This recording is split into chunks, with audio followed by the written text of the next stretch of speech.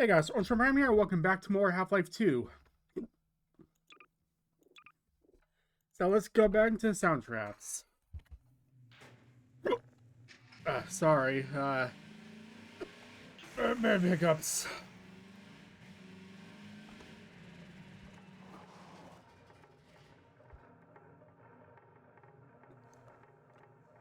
Well, this is not ominous at all. 28 transitions later. After stringing together a few levels with dark tunnels as transition spaces, we realized we could subvert player expectations by building another one that appeared to be a transition, but instead contained something else. Like everyone else, we saw 28 Days Later in 2002, loved it, and immediately wanted to create an escalating zombie encounter in one of our dark tunnels. 28 Days Later. Quickly, and we were pleased. I'm not familiar with that film. Years later, we met Alyx, the writer of the film. He'd played and enjoyed Half-Life 2, and we confessed that his movie inspired this section. Oh! Cillian Murphy. Nice. Ramming zombies with the buggy. As human beings, we have expectations for our physical world, as mentioned a few times in this commentary. One of those expectations is, if you hit a zombie with your car, it should get absolutely booted into the air. Yep. But getting this effect in-game isn't as straightforward as it is in the real world. Oh, shit. For performance reasons, Christopher Eccleston is in this. Is in 28 Days Later, too. This is a box that fits snugly around the zombie with no part of the model sticking Ninth out. Doctor. But when the zombie dies, it's converted into a ragdoll with more accurate collision boxes. So this is more expensive to simulate.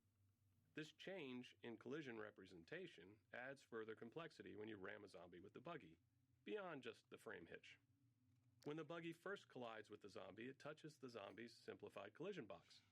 The game then kills the zombie, converting it into a ragdoll that the physics system begins to simulate. Now, with more accurate per-lem collision, the closest part of the zombie may be several inches away from the buggy.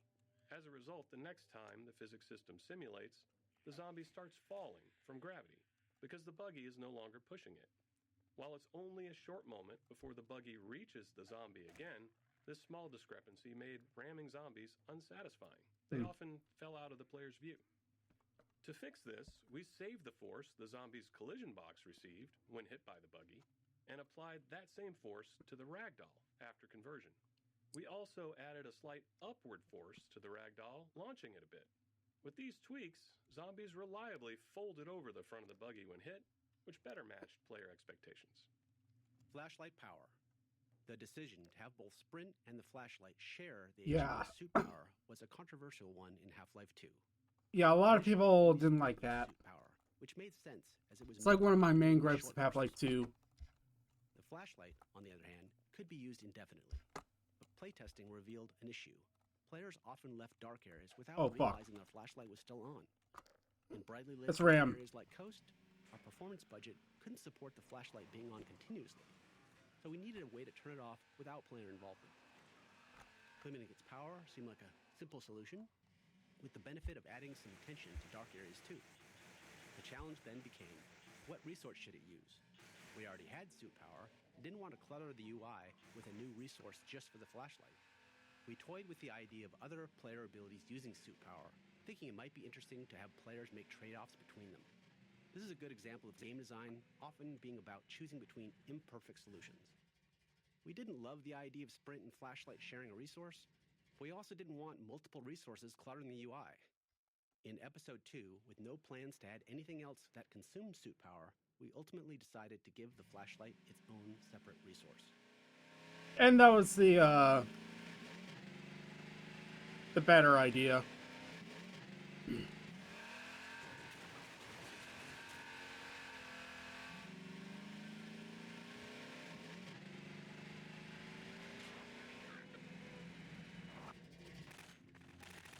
D2, Coast 9.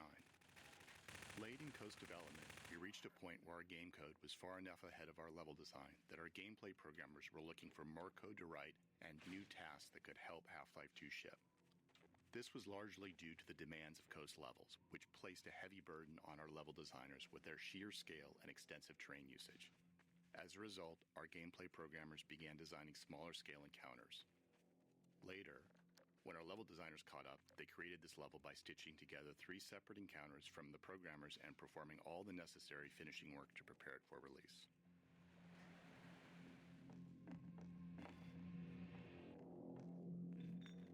Okay, this is ominous music. I don't think I've heard this one before.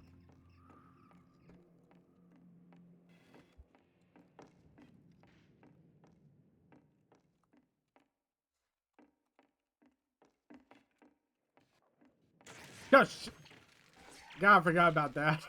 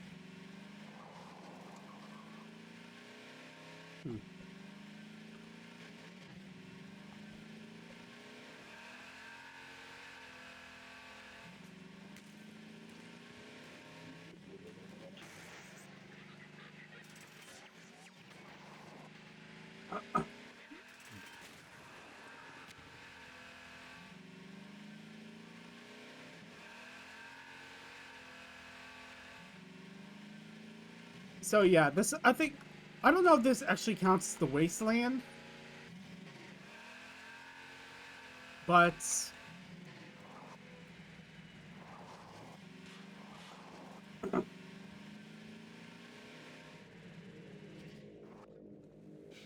Battery finding. With the increased density of objects in Half-Life 2's gameplay spaces, oh fuck. it would be interesting to have players search for a specific item, especially if there was some logic to where it might be found. This way, players could locate the item either through careful observation and deduction, or just by brute force searching the area. Oh, that's cool. I never noticed that. Cars and batteries. It was a natural step to create a small junkyard. They drop roller mines. We also hid a couple of extra batteries in unexpected places for the players who chose the brute force method. As with other item-based puzzles, this one needed a failsafe in case players lost the batteries. You can try throwing all of them over the cliff if you want to see what happens. Okay. Now that you noticed that, Robin, I will try it.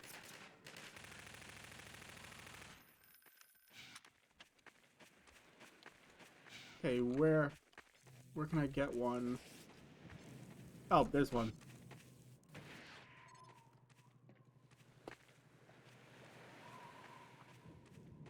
Don't judge me. Robin Walker gave me the idea.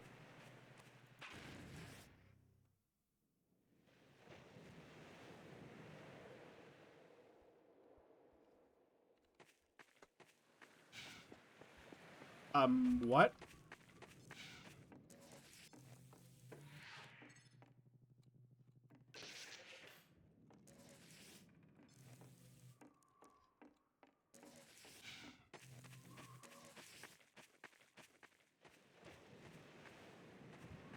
Huh? I launched it. Battery finding. With the increased density of objects in Half-Life 2's gameplay spaces, we thought it would be interesting to have players search for a specific item, especially if there was some... Oh, maybe I had to throw all of them off the cliff. Don't blame me, Robin Walker. This is all on you. Because you mentioned it.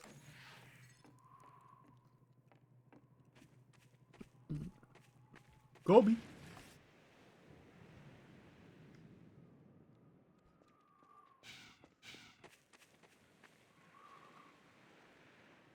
There's one.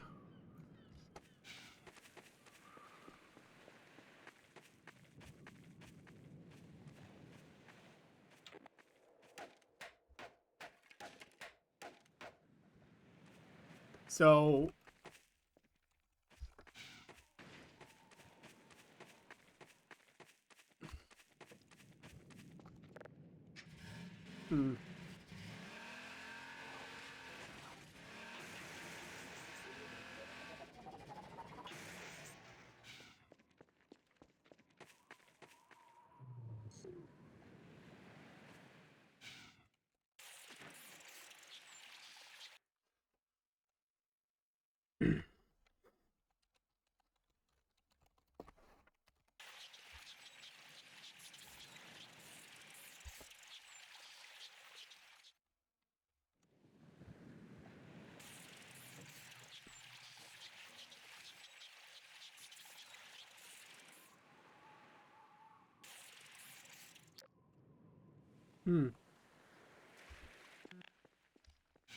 I mean, if there's...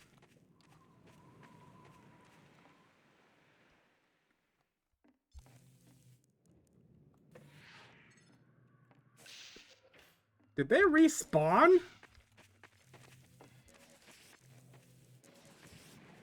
Oh, one of them did. Oh, there's another one. I guess they did respawn.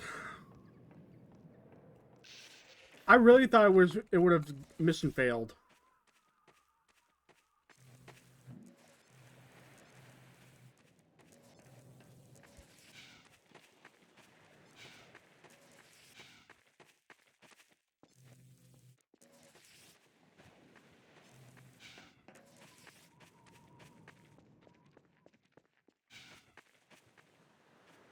I can still get that one.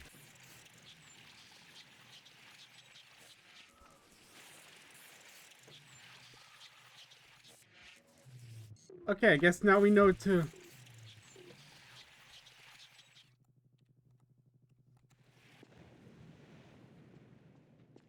Okay. Guess now we know not to... Guess now we know not to do that.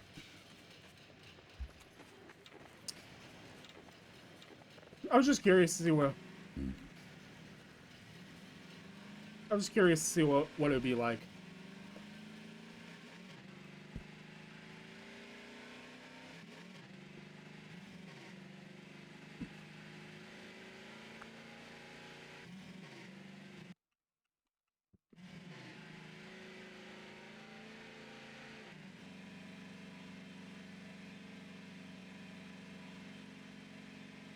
Oh, the lighthouse!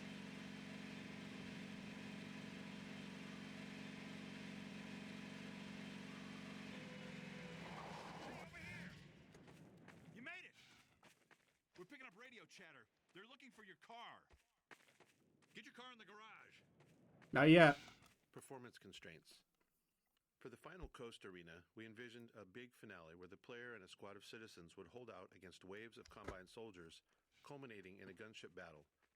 Unfortunately, the computational cost of having soldiers and friendly allies moving around on terrain meant that the battle kept being scaled back to fit within our performance budget. By the time we were down to featuring only a single squad of soldiers at any given time, we were already late in development. Too late to make large-scale changes to the arena to accommodate more enemies, we had to redesign the flow of the fight to keep the number of soldiers to a minimum. I'm doing this because of the music. Not yet. Deployment. Deploying soldiers from the dropships was tricky, as it required NPCs to spawn inside another solid object. To get them into the open where they could start navigating normally, they immediately play an animation that has them leaping out of the container the moment they spawn. Once that was working, we encountered another issue. Savvy players would simply just wait outside the container and shoot the soldiers during their exit animation. To counter this, we added a turret to the container to defend the soldiers as they exit. It doesn't fully prevent a player from taking advantage, especially if they're using an indirect weapon like a grenade or something, but that felt realistic and like a true-to-life countermeasure someone thinking strategically might take. Get off the road! No!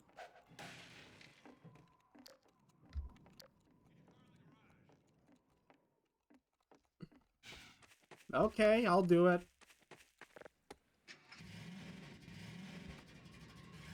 Get your car in the garage. I am.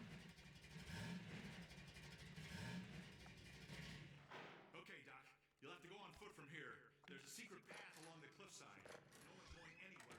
Fuck, I forgot this one. Having you here to fight alongside us is going to make a big difference for morale. Oh, crap.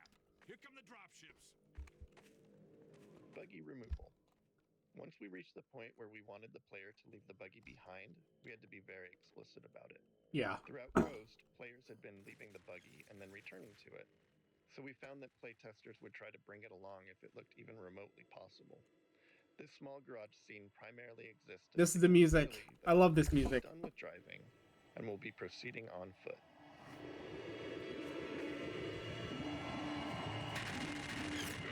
Okay, wait for it. Now.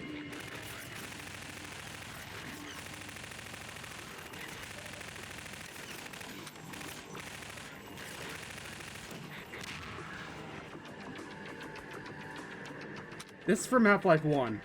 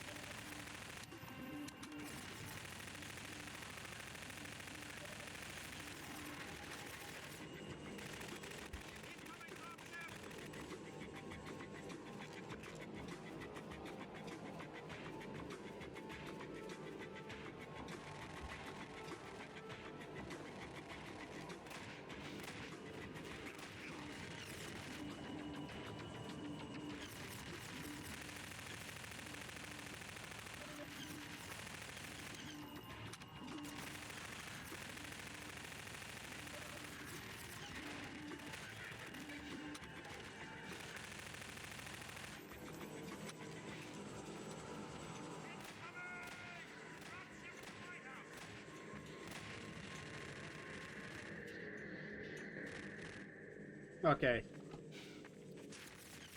Cool, really cool track.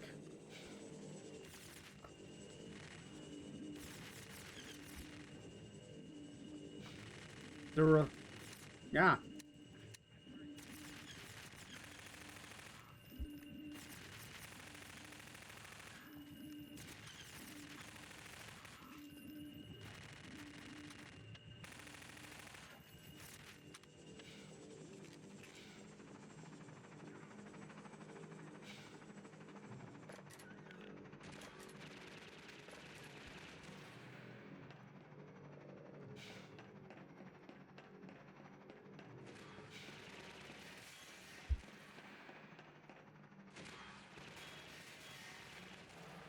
Gunship. The gunship scenario here took some work to play out the way we envisioned it. We wanted it to unfold as it would in a movie.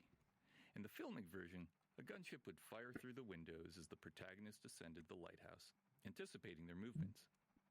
To simulate that anticipation in the game, we set up a complex series of trigger volumes along the staircase. As they detect the player moving up, they instruct the gunship to choose a new flight path that matches the player's altitude. The triggers also enable bullseye targets in the windows nearest the player. These are invisible game objects that the enemy AI will immediately perceive as hostile, and prompts the gunship to fire at the windows. This blend of AI and scripting is central to Half-Life's combat scenarios. The AI manages the general adaptive behavior of the NPCs, while the scripting customizes each scenario's unique requirements.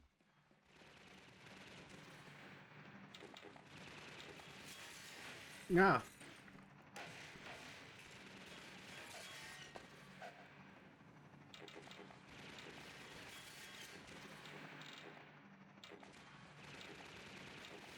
Okay.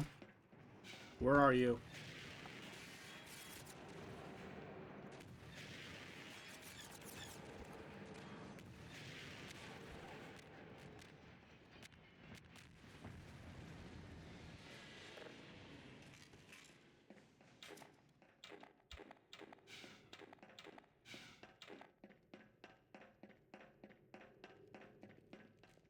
This way, Dr. Freeman. We'll take the cliff path before another gunship finds us.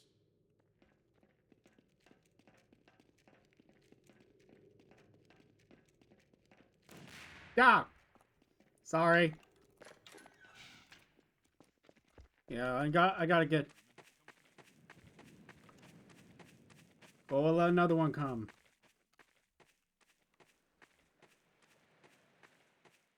Did any of them die? I feel like there was like a huge shootout.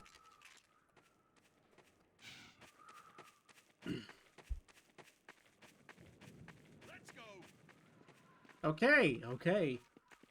Don't shout. You don't have to shout at me.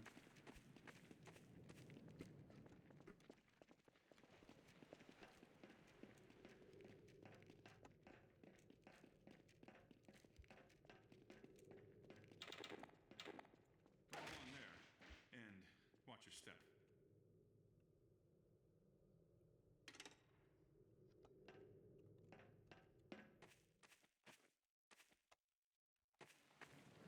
Buggy theft. As we built the end of Coast, we decided to have the Combine steal the player's buggy. Ah! It really doesn't make logical sense, but after watching so many playtests where players developed a strong attachment to their buggy, we wanted to play with that Hey! Once we implemented the theft, we had playtesters yelling at the Combine for stealing their ride. Yeah. So we took as a sign of success. The soldier firing down from the cliff top is simply there to draw the player's eye up, triggering the look target and spawning the dropship with the buggy. Watching it now 20 years later, we're struck by how ridiculous it all is.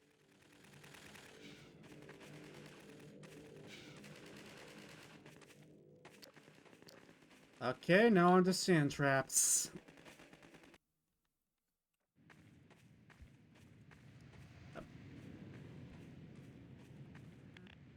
Finest mind of his generation. Barclay Law. Here is another small interstitial scene that ended up working well. The only requirement for this moment was to teach the player to stay off the sand. With prior scenes, we were still focused on simply making them functional. But by the time we got to this one, we were becoming more comfortable and started enjoying the process of putting extra thought into these moments.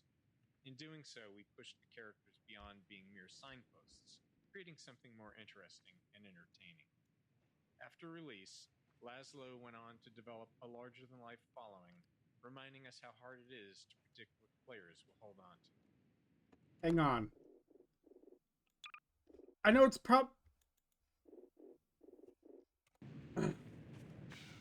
Never mind.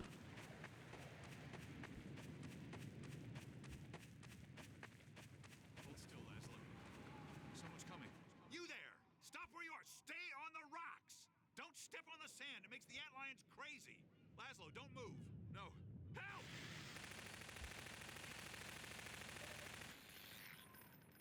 Dear God. Poor Laszlo. The finest mind of his generation. No. Had come to such an end. We were heading for the Vortigaunt camp, hoping to pick up some bug baits of these damn things and leave us alone. Without Laszlo, what's the point? I know you tried to help. I'll stay with him a while. There's something I have to do. Go ahead. I hope you have better luck than we had. So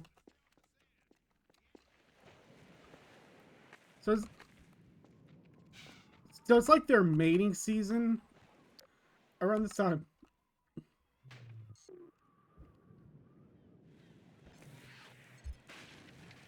No.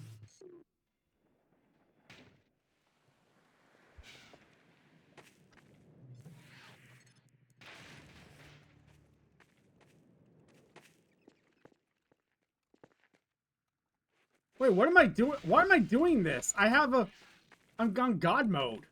Floor is lava. Building gameplay around broadly understood concepts like the floor is lava made training it easy. We liked how our physics system allowed for a high degree of creative freedom in how players chose to tackle it. Some built walkways out of many objects, while others focused on using just their two favorite sheets of metal. Some carefully followed the path up in the rocks, concerned about falling, while others moved directly towards the exit, perched on objects just above the sand. Playstyles varied. Some players considered it a failure if they summoned antlions, reloading immediately, while others enjoyed scrambling back up on the rocks to recover. We also liked that it functioned as a navigation puzzle, but could be turned into an arena if players preferred. Some just jumped onto the sand and fought their way to the end. Or I can do this.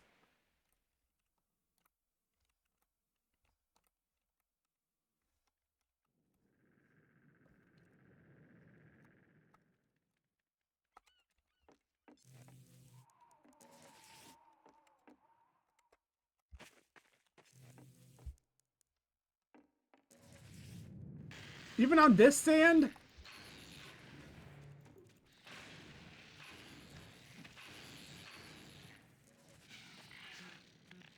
Sandtrap Hunter. The explosive barrels are provided for players to use against antlions while standing safely within the thumper's protection. But we're also using this as a hint for the upcoming antlion guard encounter, where players often use similar tactics to win the fight. Optional player actions, like launching explosives with a gravity gun, can be forgotten if they aren't used regularly. With the wide range of offensive options we give players, there's no guarantee they've used this ability recently. So here, we're subtly suggesting they bring it back into their toolkit before they face the guard. Vortigaunt Extraction. This arena presented some tricky design problems for a couple reasons. First, the guard is a melee-only enemy, so we couldn't allow the player to reach areas the guard couldn't follow. We did experiment with a few ranged attacks, but didn't like the result. Its goose-spitting attack, for instance, ended up looking ridiculous.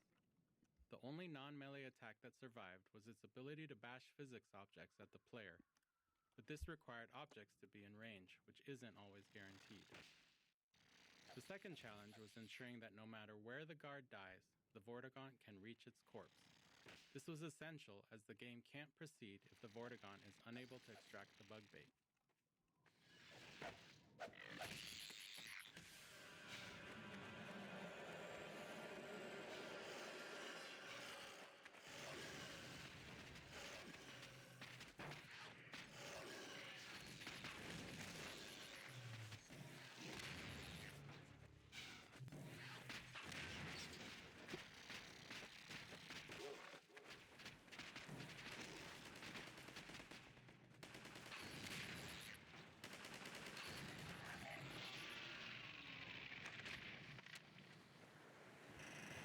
In rare cases, players could find themselves unable to kill the antlion guard in this arena.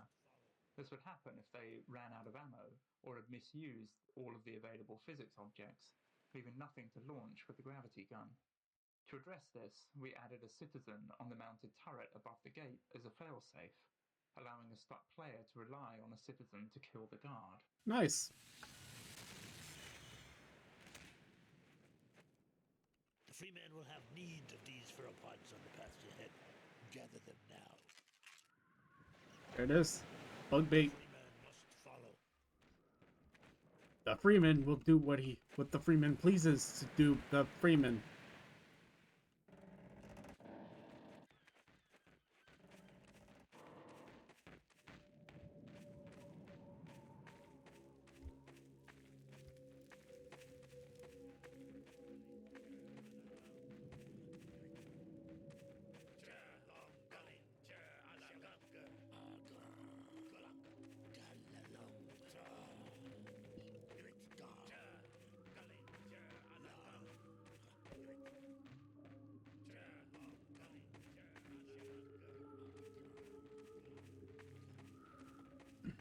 Get going, Dr. Freeman. Nova Prospekt is just ahead. One man alone wouldn't stand much chance going in there. But a man with a pack of antlions, well, that's a different story. The Freeman honors us by his presence. Follow Freeman. Bug bait training. This clumsy bug bait training is where we landed, having run out of time, but needing players to understand the tool for Nova Prospekt's design to work. Generally, we aim to add enough flavor and context to training so it doesn't feel like training. It feels like a natural part of discovering something new. Here, though, we didn't quite manage that.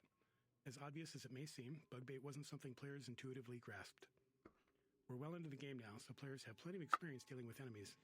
Before we added any training, the first playtesters who collected bug bait entered the next level and instinctively shot the first antlion they saw, because that had been working up until then.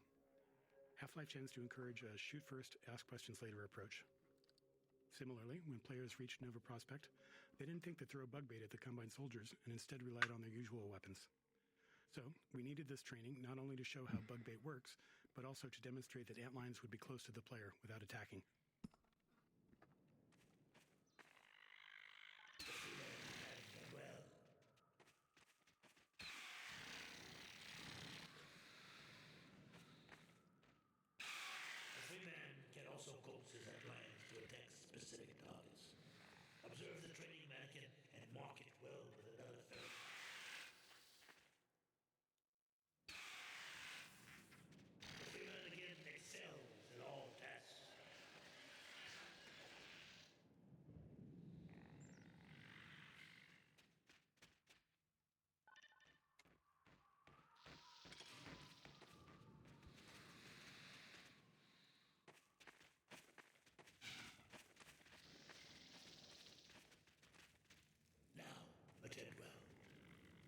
pressure to your therapod to signal the Antlions in your command to follow you.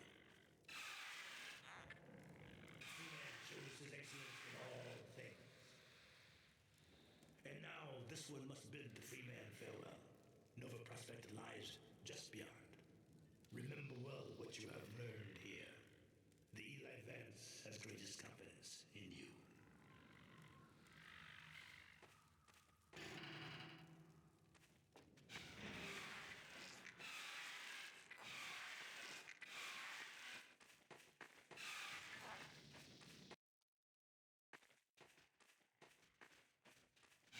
Okay.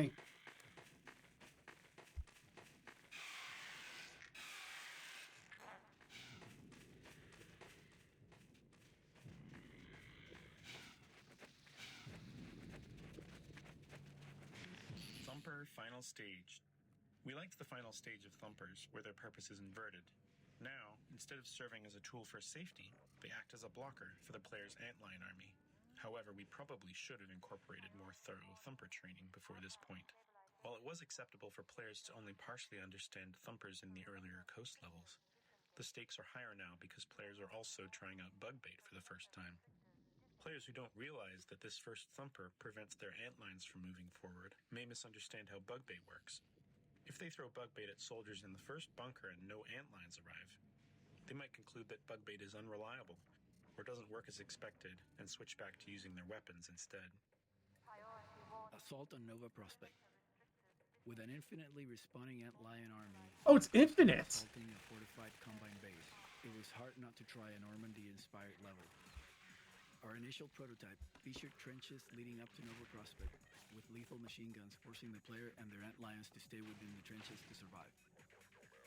It was thrilling to have machine gun fire and leaping antlions constantly passing above the trenches. Unfortunately, we couldn't make it work within our performance budget, and ultimately had to set it aside in favor of a completely different layout. However, the mounted guns remained, as their lethality proved useful in encouraging players to rely on their antlions.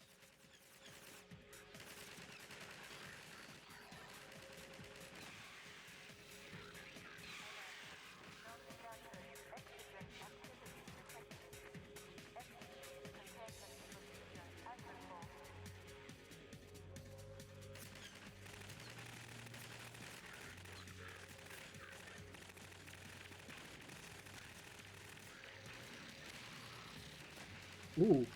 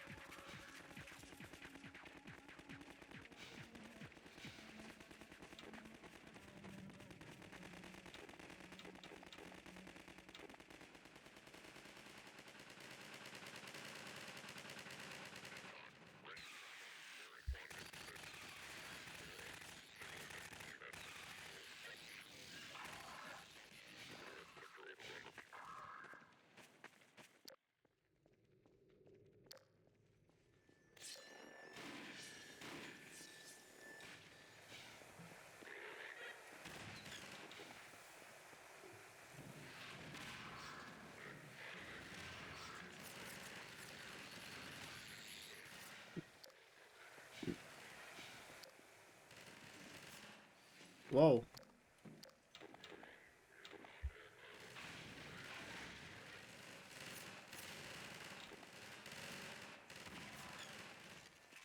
I knew.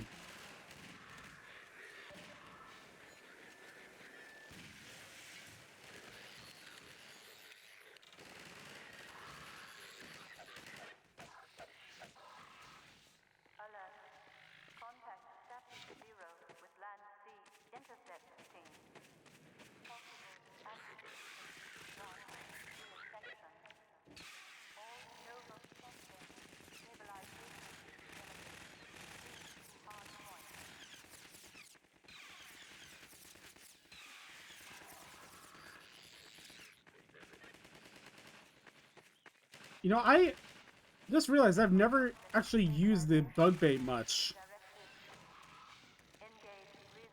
It's actually pretty useful.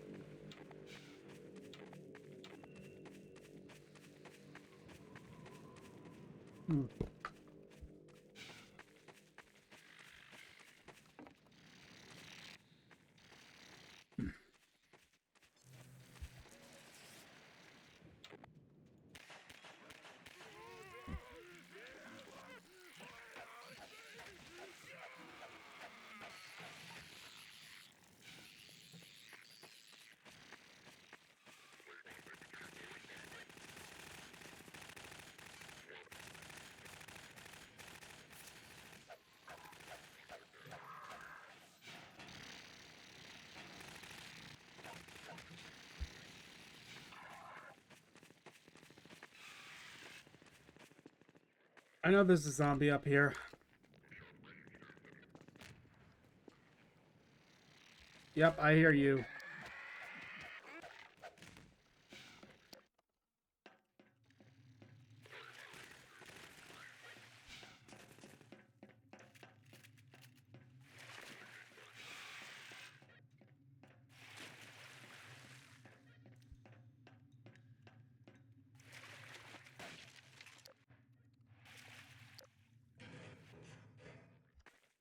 Nova Prospekt Yard.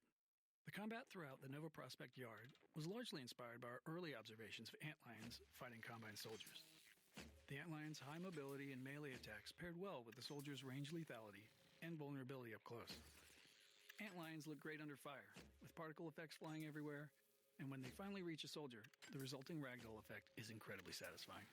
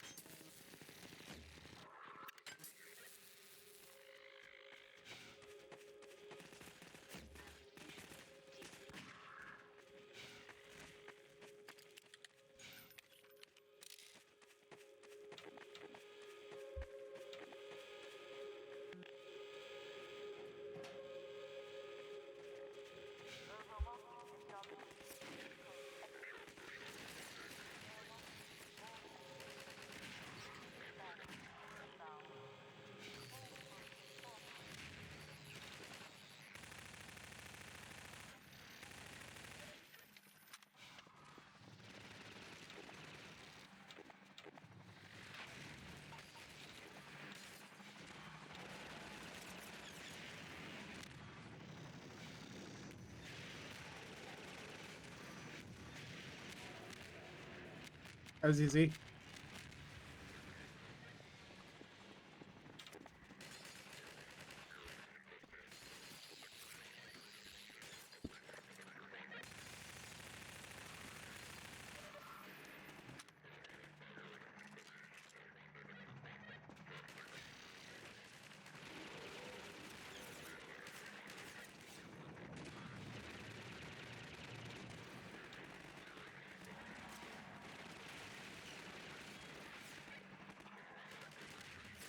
Oh, there was a commentary note here.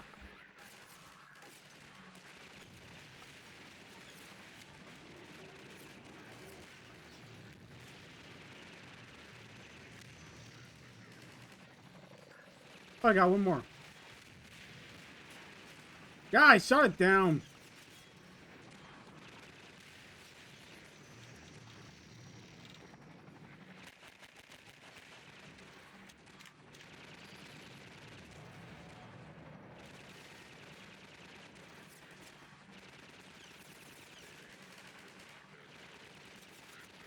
Oh god, there's more.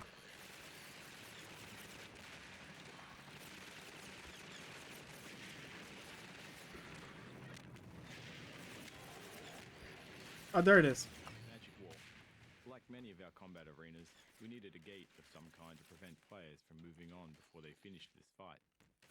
Unfortunately, we were out of time and had to move on to the train station, so we ended up with this bit of magical bullshit. Magical bullshit. After the second gunship is defeated, revealing the way forward. We reassured ourselves that most players wouldn't notice, as they'd be busy fighting the gunships, and our playtesting had shown that generally they all finished the fight before they reached this point. With enough explosions throughout the arena, the destroyed, burning wall felt pretty natural, so we threw in a couple of simple gas puzzles on the other side to justify it. But no, we're not exactly proud of it.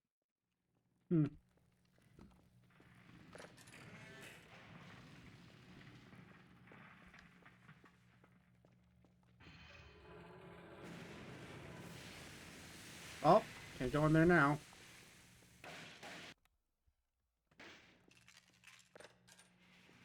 Nova Prospekt. The player has just completed 2 combat-heavy levels, so we wanted to slow things down once they got inside. These early levels were designed as a pacing change, allowing players to explore the layout of Nova Prospekt's interiors. Along the way, we began to introduce the turret gameplay, first as an enemy to the player, and later as a tool they could use. Much of this level was built by reusing prototypes and art spaces created earlier in the project, when we were focused on shaping the look of Nova Prospekt. Turrets. Turrets were a useful design tool when the player had bug bait, as they could completely prevent antlions from approaching them head-on. This allowed us to create setups where the player couldn't just throw bug bait to proceed. They needed to circle around and clear the turrets so their antlions could follow. It didn't hurt that watching antlions get mowed down by turret fire was a great visual too. Nova Prospekt process. Like Ravenholm, Nova Prospekt was initially designed with significantly different gameplay than what ultimately shipped. The first version focused on player versus combine soldier combat, with no involvement. G-Man. I see you, G-Man. Unlike other areas of the game where gameplay and art evolved together, Nova Prospekt received a large art push early on. This produced a set of reusable, polished sections of level geometry with art already applied. Assembling Nova Prospekt from these pieces worked well, as the prison's layout was naturally repetitive. And then later, when we returned with antlions and bug bait, we had to repurpose the geometry to fit the new gameplay.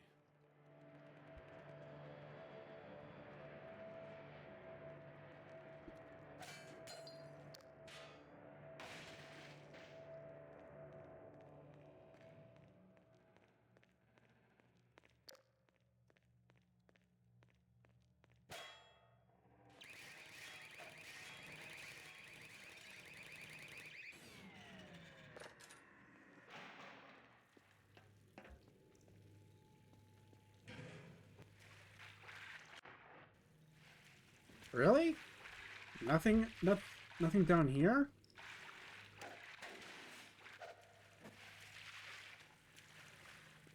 Yeah, so if you're wondering why there's like so many barnacles around here, it's because like after the portal storms, I guess like there's like a bunch of barnacles that got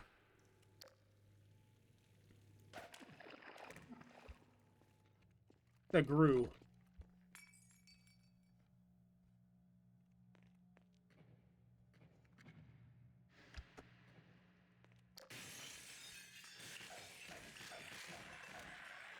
I knew it.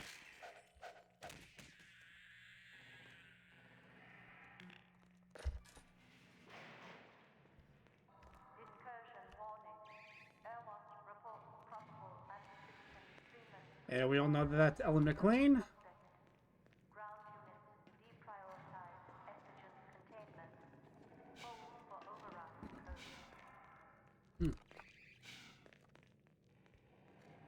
But keep in mind, this is like pre-portal Ellen McLean.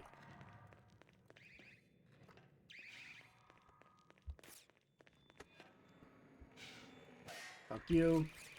And fuck you.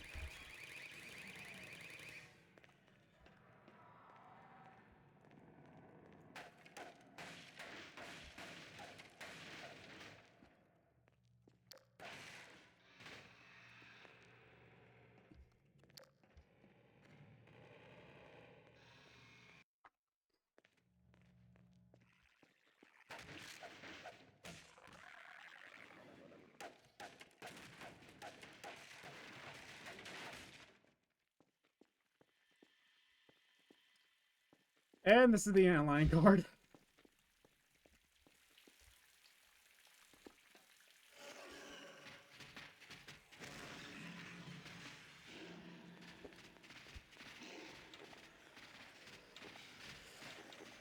Wait, do combine balls work on it?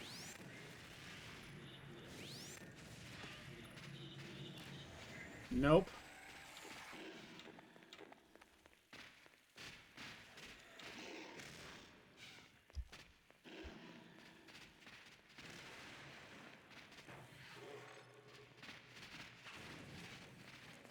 I need explosive barrels. Oh, got him.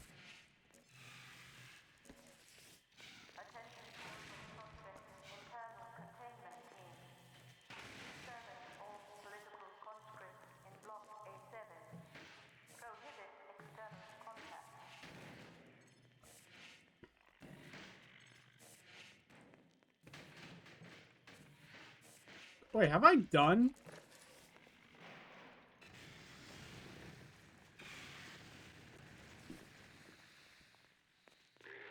Allied antlion.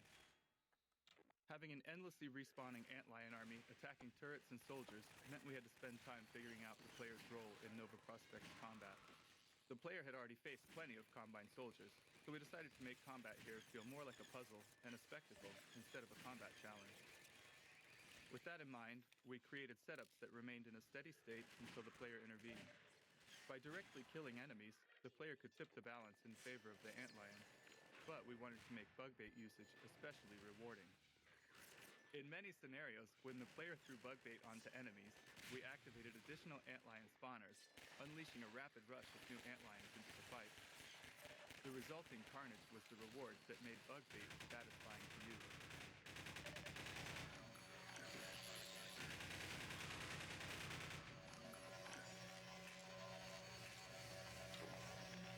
Ragdoll Vortigaunt. There's a lot of pain to see in this dead Vortigaunt. Yeah. Other level designers. At the time, our development tools didn't allow us to directly pose a ragdoll, which is to say, when an NPC dies and it systemically ragdolls to the ground, we didn't have any control over what pose it ended up in. If we'd had some animator time, they could have given us a single frame animation and roughly the pose we wanted, but we were late and our small animation team was already overloaded. So a level designer positioned the Vortigaunt above the chair, pulled it to die as the level loaded, and waited to see what pose the ragdoll settled into. Then the designer moved the Vortigaunt slightly and tried again. We can't remember exactly how many attempts it took, but it was way, way more than you'd think. Laser mines. We really enjoyed bringing these laser trip mines into Nova Prospekt. They were a weapon from Half-Life 1 we hadn't managed to include in Half-Life 2, but at least they found a place as a puzzle element. We liked how they served as a kind of personal morality test when the player had an antlion army.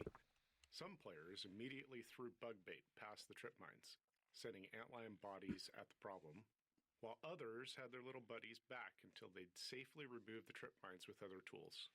We didn't judge. And I chose to help them.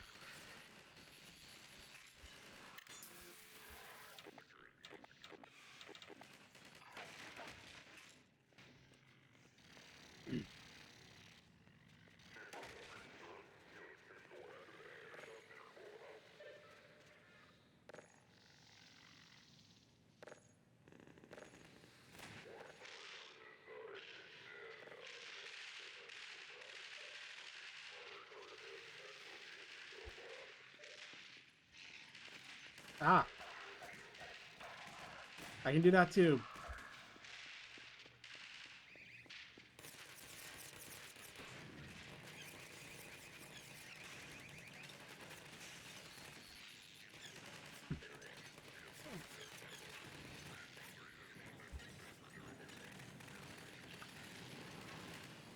Really? Nothing here?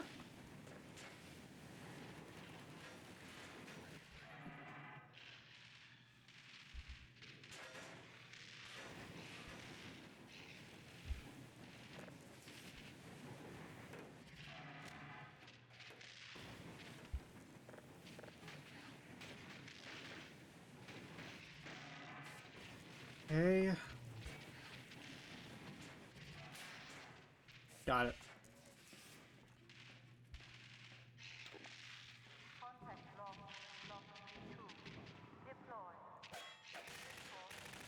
Sneak attack.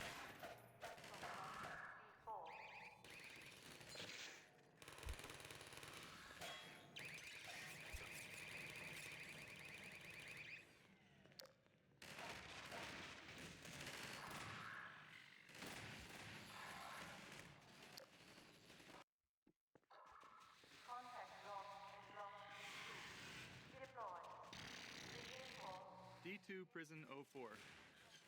Throughout development, our artists created small vertical slices of environments, which we called art zoos.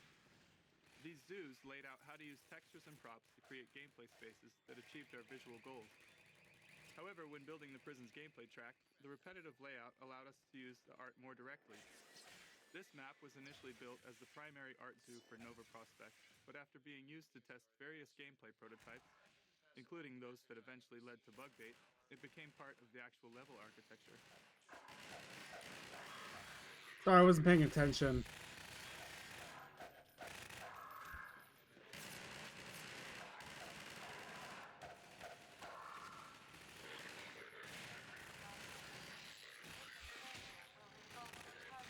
I always forget I have...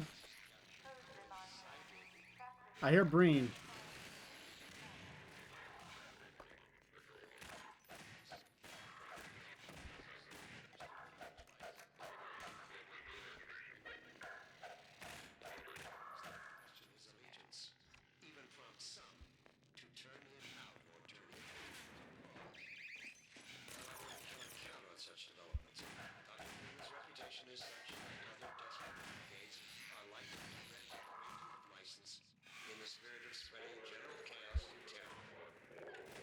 This brings me to the one note of disappointment I must echo from our benefactors.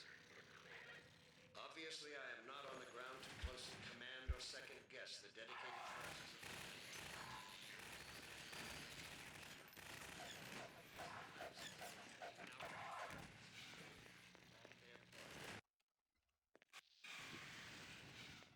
Okay. Is there any node there?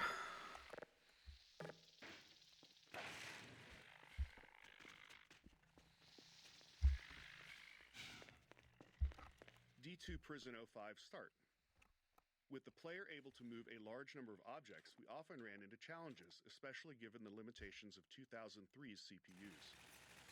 One limitation was that our AI navigation system wasn't aware of dynamic physics objects, like these metal beds. While our NPC movement system could detect and avoid physics objects while moving, they were essentially invisible during navigation queries for strategic planning before movement. This was primarily due to performance limitations. We couldn't afford anything more complex. We also faced design challenges without clear solutions, like how a soldier should respond if a player completely blocked a corridor with large physics objects. To address this, we gave NPCs additional strength to push physics objects around. We then mitigated the issue through level design, widening corridors and ensuring enough empty space to handle props landing anywhere within them. This setup is a high-risk one. The combination of soldiers hiding behind beds and antlions charging for melee attacks creates a good chance of awkward interactions between the NPC movement system and the beds.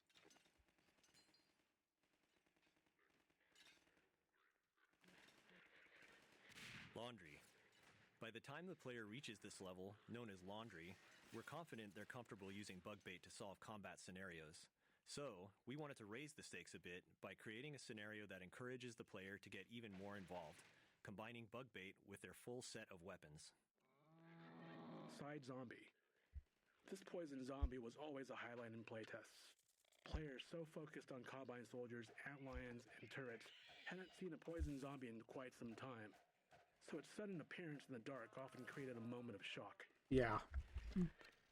Even though I wasn't really that shocked.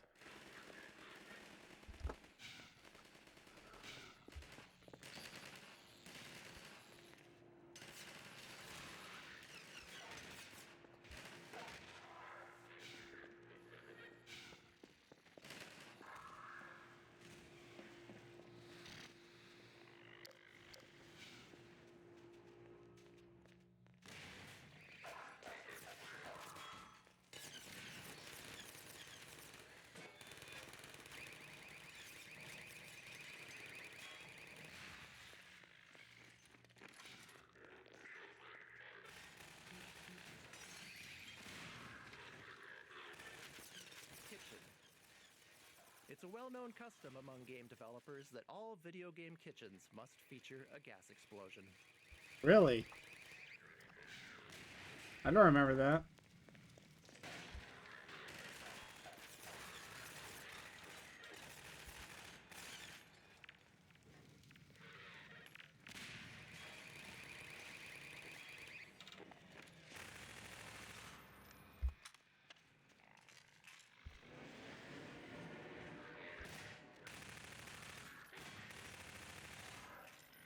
One-way drops. Players never know what's ahead of them, but they're familiar with what's behind them, so it's common for them to retreat to familiar ground when they encounter an enemy. If we've built an arena where we want the player to engage, especially for an enemy with specific geometry requirements like the antlion guard, we need a way to prevent that retreat. A common solution is to require the player to enter the arena through a one-way drop, something you've likely noticed a few times already.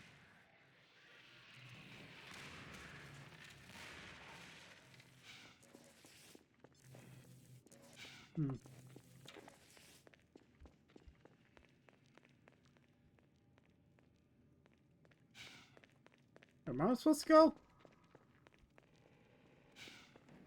In here? Yeah.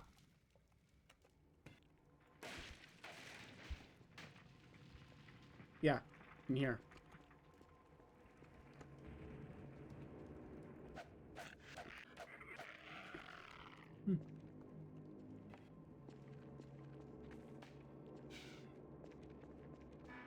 Yeah, we should move.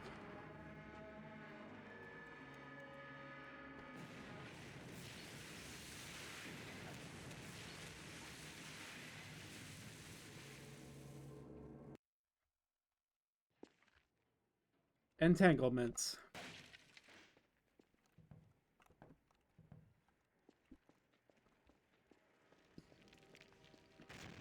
Oh, look, there's Alyx.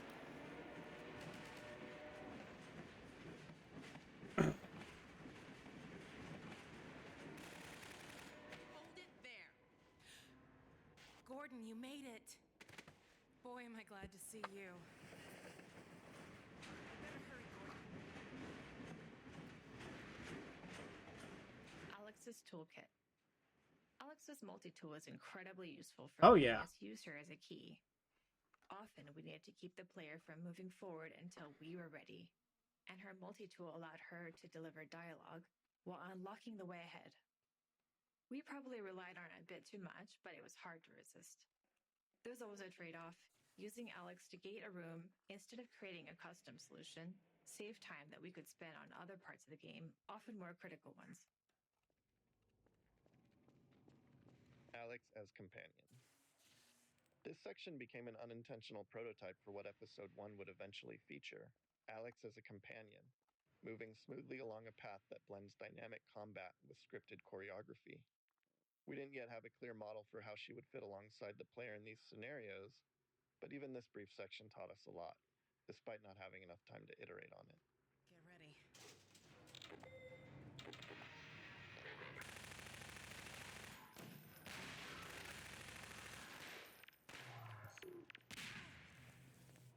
Gee, Larry went right into that grenade.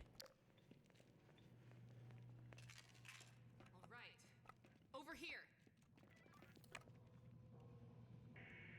This'll get me into their security system. Now to find my father. Oh my God. These poor people. There.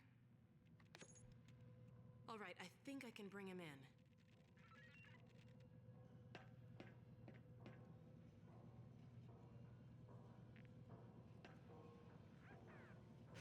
There. He's on the way. Let's go meet him. How can you tell?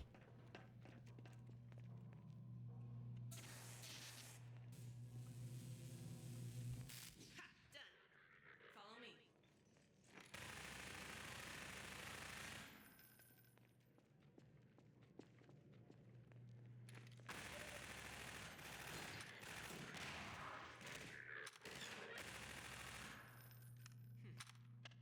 Come on.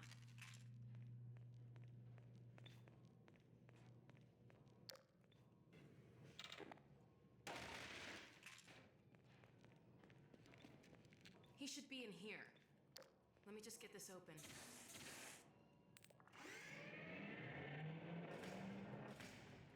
There he is. 2 minutes. Eli in pod choreography. We wrote and recorded dialogue for the scene while still building out Nova Prospekt. At that stage, we knew Alyx and Gordon would teleport out of the prison, but none of the specifics had been worked out. So the dialogue needed to be broad enough to fit whatever we ultimately built. This led us to focus less on the player's actions and more on Alyx's vulnerability and her connection to her father. We hoped the emotion would carry the scene more than the narrative itself. Ultimately, we're aiming for the player to care about these characters and want to prioritize what's important to Alyx. No, we're not leaving you. I think I can recalibrate the Combine portal to get us out of here. But where will you go? I talked to Dr. Kleiner. His portal was almost working again. If he's managed to repair it, we'll end up there. If he hasn't, well, we couldn't be any worse off. It's not worth the risk, Alyx. I can't lose you. Get out while you can. We're not leaving here without you. That's final. We can't leave Judith here either. Don't worry, Dad. We'll find her. For now, I'm going to send you to the teleport chamber. I'm not saying goodbye, Dad. What? Oh. We'll meet you there. I know. It's a note. I'll see you there, baby.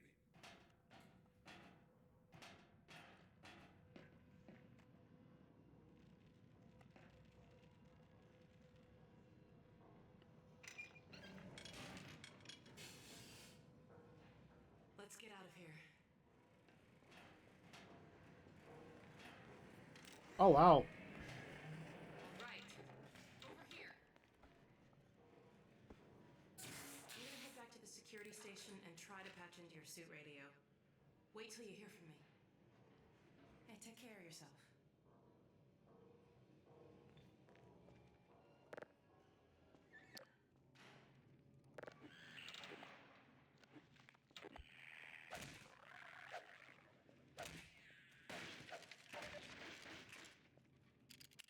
Oh, great. More revolver ammo.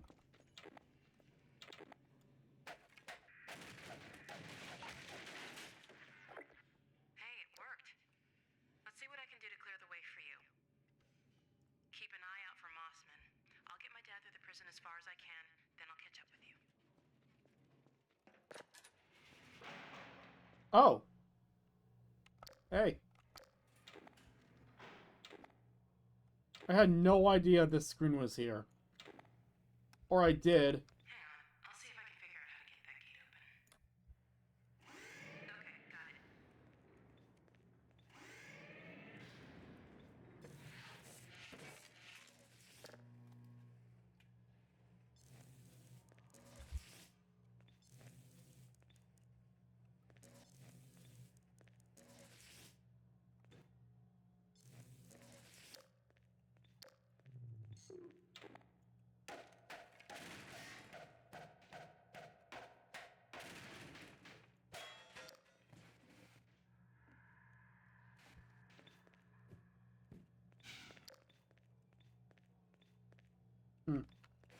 Thought you were supposed to say something.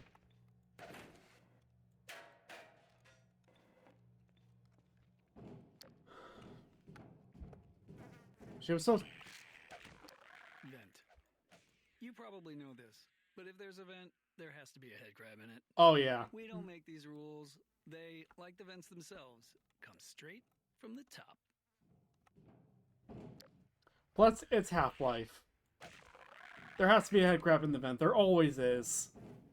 Be careful, Gordon. I'm picking up a lot of Combine sensors in the area ahead.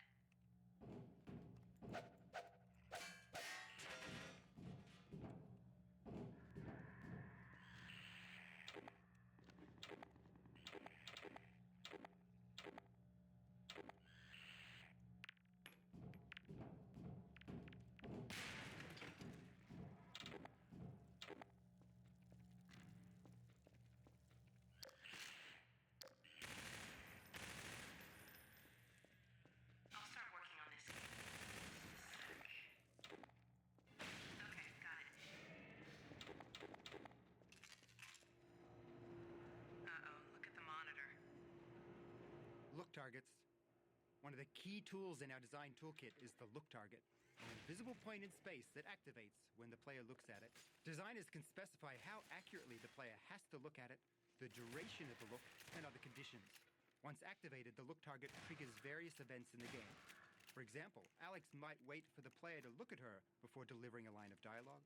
A spectacle might begin only when it's in view, or a combine dropship might fly over when the player is looking in its general direction. Once we implemented look targets, designers found endless ways to use them to make gameplay feel more reliable for players, especially since some move at very different speeds or in difficult to predict ways.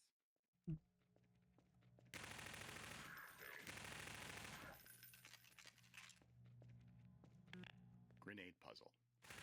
This small puzzle often caused players to get stuck during playtests because the unlimited grenade box was placed a bit behind them on their path. By this point in the game, players have fully learned to associate unlimited ammo boxes with puzzle solutions. Like so. So if a grenade box were here, they'd immediately know they needed a grenade to solve it. We wanted them to have to think a little first. Eventually, we added a subtle hint by making grenades visible on the desk through a window, just to remind players they're available. They also helped uncover a bug in a playtest when a player approached to look more closely and ended up collecting the grenade through the glass. Do you do that?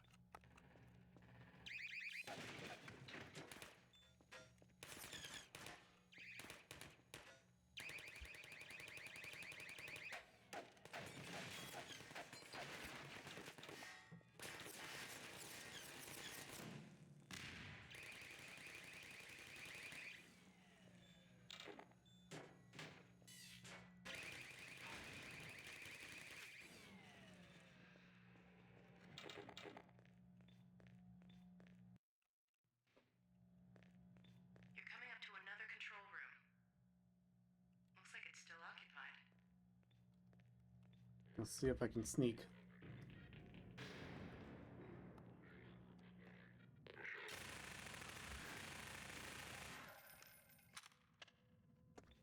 Mossman's betrayal. Our original plan for Judith Mossman's arc was for her to betray the player around this point. But by the time we reached the scene, having developed other parts of the game, we felt she was more likely just trying to protect Eli. We envisioned her reconsidering, realizing she couldn't actually betray Gordon. We had ideas to clarify this shift later, but ultimately we never finished her arc. We liked the ambiguity in Mossman, but players didn't seem to. They almost universally hated her. That might be a success, though. We worked hard to build the player's affinity for Alyx, and Alyx wasn't exactly a fan of Judith either. I can reprogram these turrets to attack the enemy. Set them up to defend the control room. Warning. Malignant viral interface bypass. Polyplastic core. I can't shut down those fields from here. Sterilized. I'm going to have to catch up with you to get access to them. I'm picking up a lot of incoming soldiers. Hold the fort till I get there.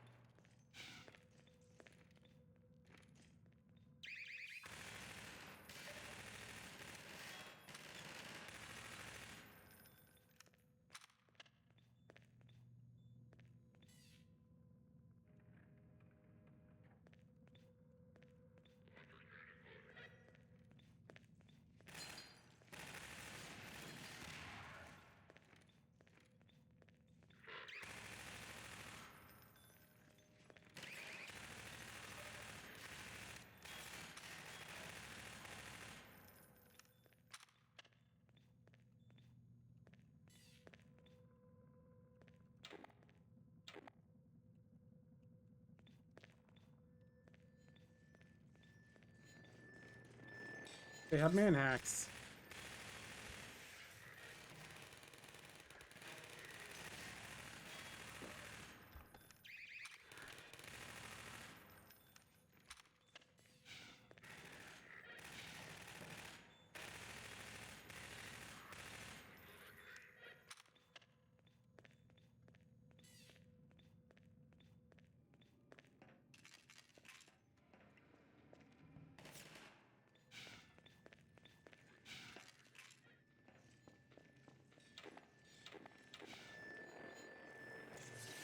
No!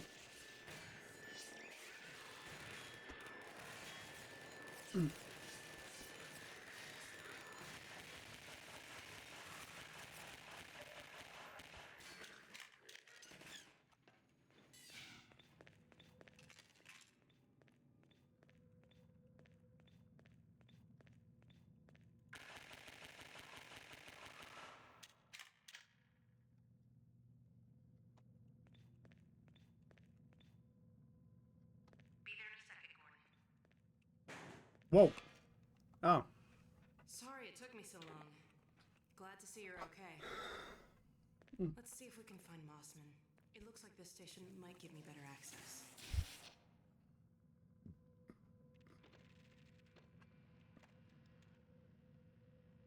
There she is.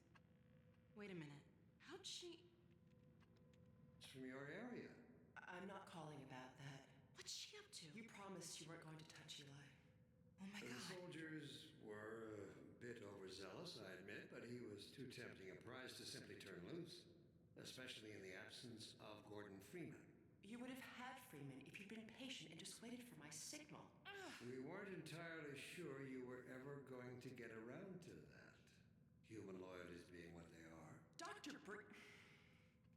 As I have stated before, you have to let Eli come around on his own. I have known Dr. Vance far longer than you, my dear.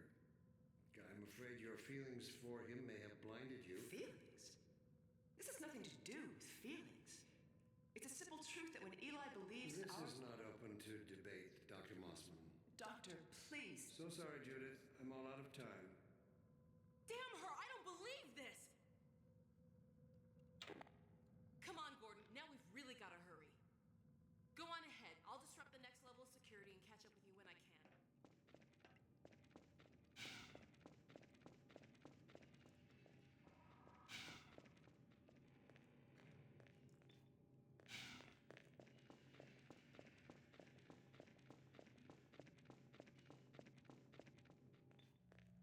Turret training exit. This pile of trash, along with the cluttered descent down the stairs, is designed to discourage players from bringing a turret with them. While it wouldn't break anything if they did, we wanted to make it less likely. Making it inconvenient to keep the turret isn't an ideal design strategy, but it was better than nothing. Many playtesters eventually gave up and tossed the turret aside once they felt the game was trying to tell them something.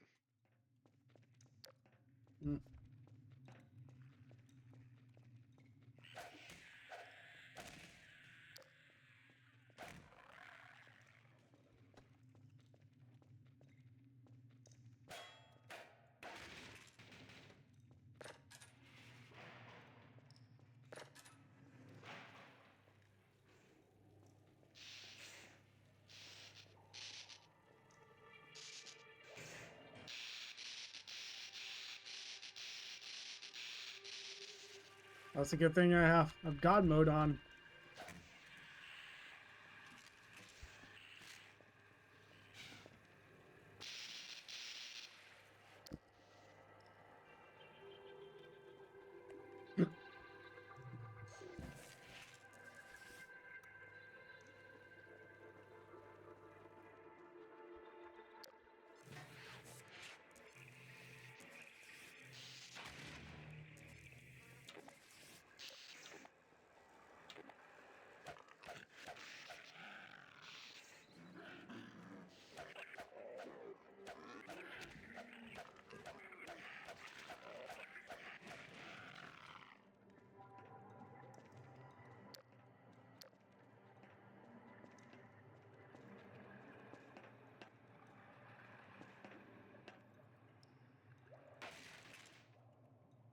Okay, good. I need...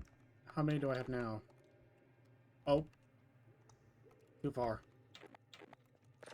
This is 5. Okay.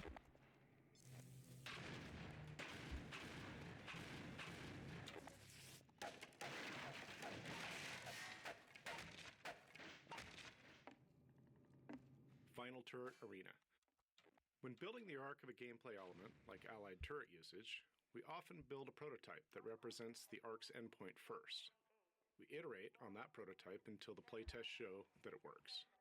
Then we work backward, adding preceding scenarios to introduce the element and build player skill. This approach ensures the final arc is engaging before we invest substantial time.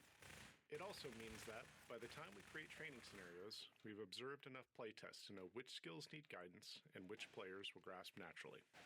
The final turret scenario was our goal, emphasizing the player's defense against enemies from multiple directions, requiring dynamic turret placement and recovery.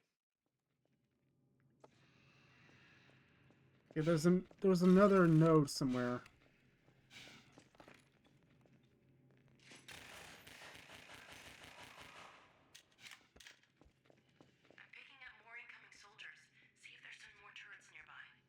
Allied turrets balancing. Balancing this fight around the Allied turrets was challenging. The turrets are the novel element here, so if players ignore them, the gameplay feels redundant, because so much of it is similar to what's come before. We wanted to require turret usage and reward strategic placement, but it was highly binary. Perfect placement made a fight easy, while poor placement made it very difficult. Tuning and custom soldier AI logic helped. Soldiers became better at toppling turrets by throwing grenades or flanking to knock them down. These changes made the fight less about a perfect setup and more about actively maintaining turrets, as any setup will be disrupted at some point. Playtests vary widely, with some players finding it too hard and others calling it their favorite fight. Running out of time, we ultimately made it a bit easier and shipped it, though we were unsatisfied with the final balance.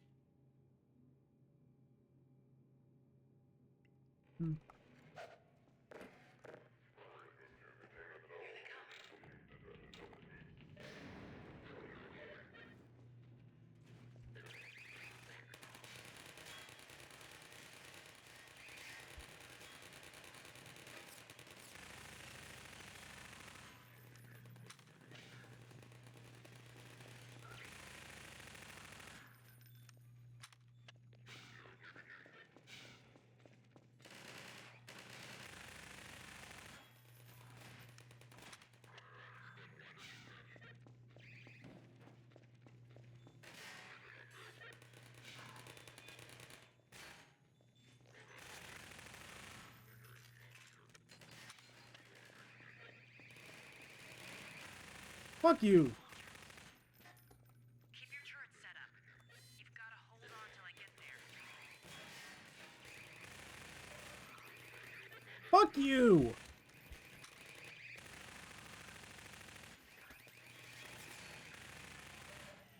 Allied turrets balanced. Fuck. Allied turrets. But no!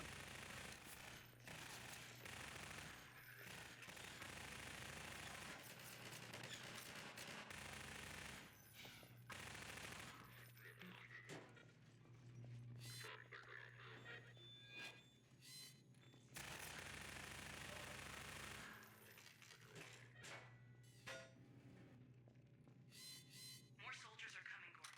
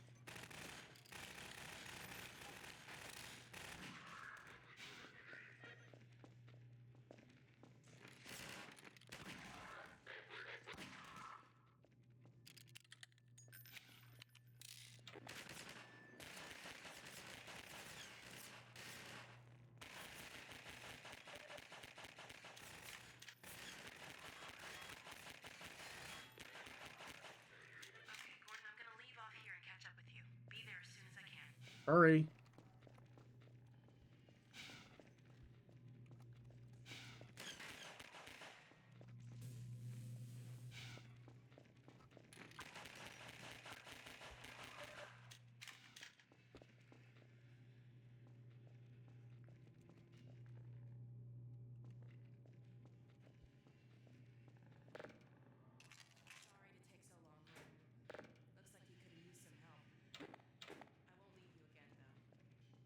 Now let's track down Mossman.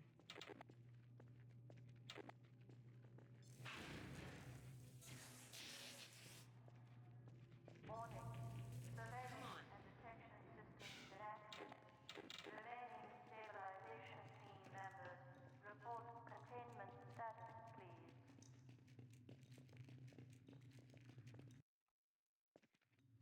Okay. Flares. This section is a nice counterpoint to the previous turret segment in terms of production and cost and iteration. Built very late, it came together quickly as the AI for Alyx and the Combine Soldier was already mature. We liked the darkness and flares and filed it away as something to explore further. Later, we revisited it when planning the dark sections in Episode 1.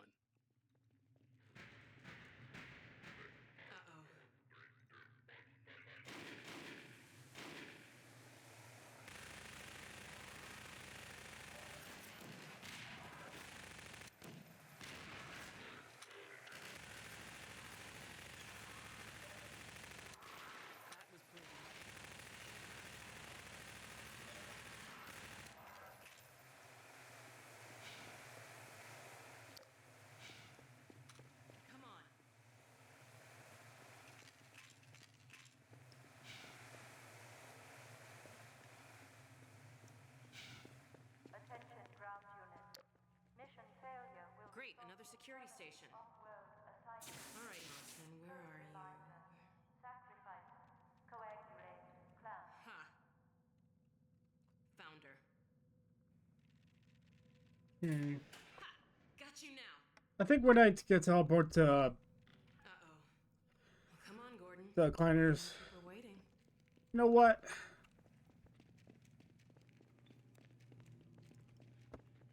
We'll see.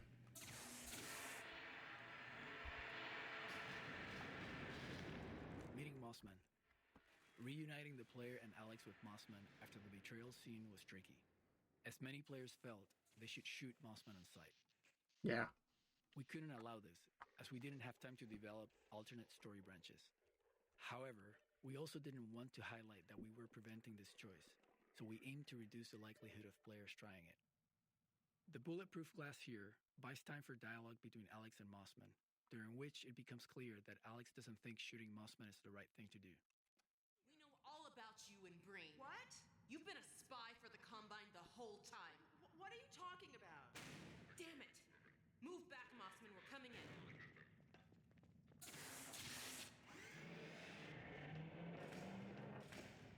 Alyx, whatever you may think, I assure you I have worked to protect your father. Shut up and be glad you're still some use to us.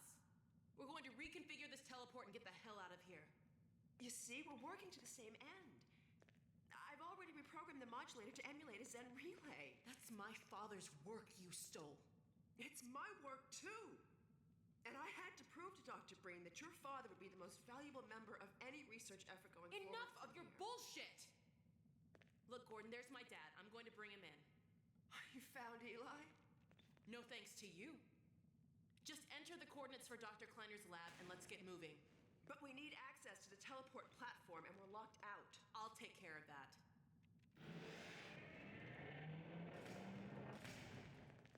Let's get going. Mossman and Eli. This choreo scene required significant iteration. We wanted to deliver a plot twist in the middle of the scene while keeping player control unrestricted. It required a delicate balance to make that twist clear, yet still make sure that it was uninterruptible. They misspelled Players make. followed Alyx to the console. They needed to understand what was happening when they turned around. If they stayed back and watched Mossman, they needed to understand what was happening without feeling it was something that they should try to prevent. It required extensive tuning and playtesting to get the timing right. But ultimately, we employed a combination of distraction, delivering the crucial moment quickly, and then finally delivering an explanation after the event. Judith! I see they set you free. Not exactly. Eli! I was so worried about the coordinates, Dr. Mossman. So, this is the Combine. It's smaller than I imagined. Hurry up, Mossman! Dr. Kleiner! Yes, Alyx. Where are you? We're in Nova Prospekt, and we're running the Zen emulation for the first time. Are you ready for us? Ready, willing, and fully enabled. Good. We'll send my dad through first. He's in position for... What's that? Hold on, gotta bring this back down. Yeah. No! Stop! What are you doing? I'm sorry, Alyx. It's the only No! way. Get back! What's going on, Alyx? Judith! What's happening?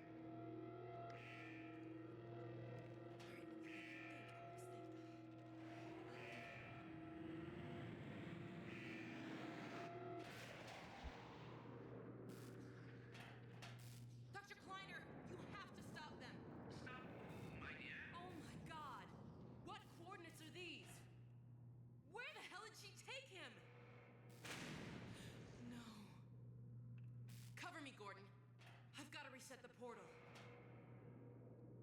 Gordon, use the turrets.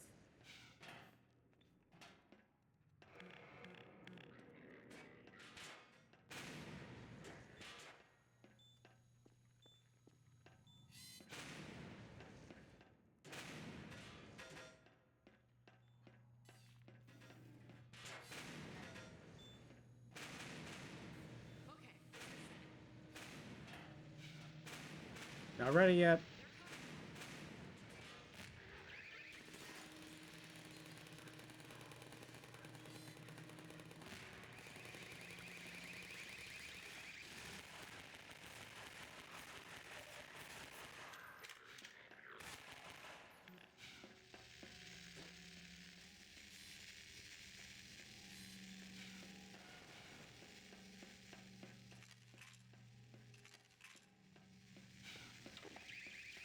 I am...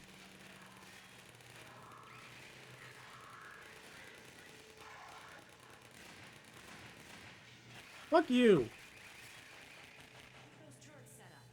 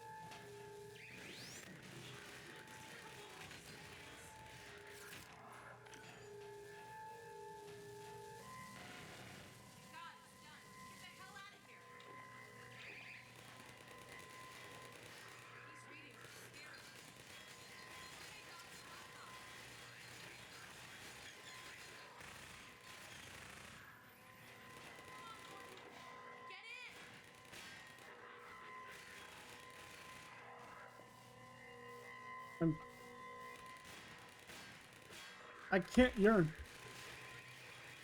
What? She's in the way.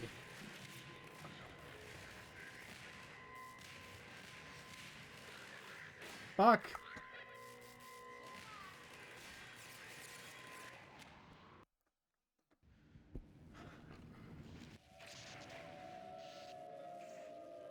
My God, we made it.